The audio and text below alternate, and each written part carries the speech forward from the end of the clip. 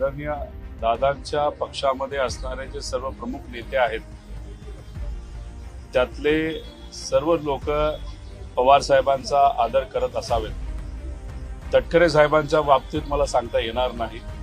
त्यामुळे तुम्ही जे बोलत आहात की पवार साहेबांना आदरणीय समजणं हे नक्कीच त्या पक्षामध्ये असणाऱ्या प्रमुख नेत्यांच्या बाबतीत खरं असावं, पण तटकरेंच्या बाबतीत ते सांगता येत नाही। ते प्रॅक्टिकल नेते आहेत, जसं वारं आहे जसे अधिकार आहेत तशा पद्धतीने ते वक्तव्य करतात, भूमिका घेतात।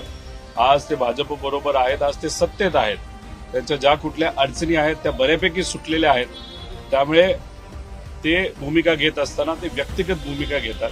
पण दादांच्या पक्षाच्या बाबतीत बोलायचं झालं, मला असं वाटतं की दादा हे प्रमुख नेते आहेत, पण जेव्हा आपण खोलात जातो तेव्हा दादा प्रमुख नेते असले तरी तटकरेंचं बरंच काही त्या पक्षामध्ये चालतं, प्रफुल्ल पटेलांचं सुद्धा बरंच काही त्या पक्षामध्ये चालतं असं मला वाटतं। पण प्रफुल्ल पटेल हे अनेक वर्षांपासून साहेबांबरोबर काम करणारे नेते आहेत।